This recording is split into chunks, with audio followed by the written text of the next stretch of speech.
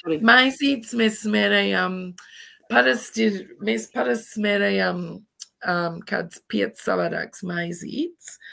Parasti, ka es smērēju, tad ir biezpienu maizītes ar redīsiem un lociņiem.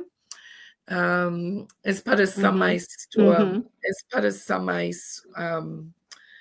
biezpienu, sauso biezpienu. Faktiski mēs dabūnam biezpienu no Latvijas. Mēs varam dabūt no Latvijas. Nevar dabūt Austrālijā biezpienu pareizo?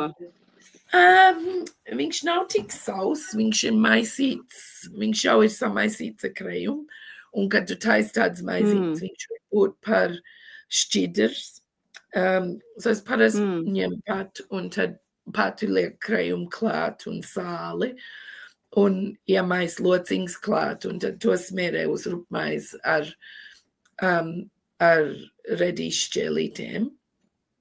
Un tad lašmaizītes, un tur mēs varbūt uzliekam to kaviāru vai kādreiz sīpoliņu, ļoti smalku sīpoliņu, un citronu smalku, tādu plānu citronu šķēlīt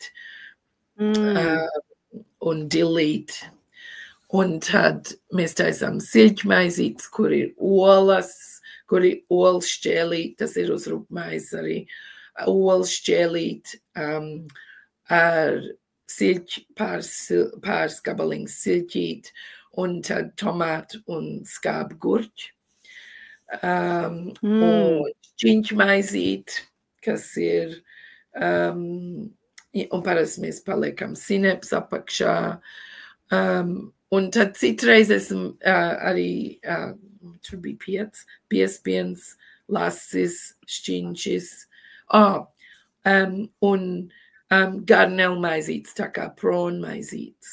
Mēs priekšam uz pusēm tāds lielāks un liekam uz baltmaizi. Un tad es pats uztaisu tādu mērcītu apakšā, kur ir dilles un majonēs un drusiņ ķipoks un uzliekam citronu un dillī tur arī.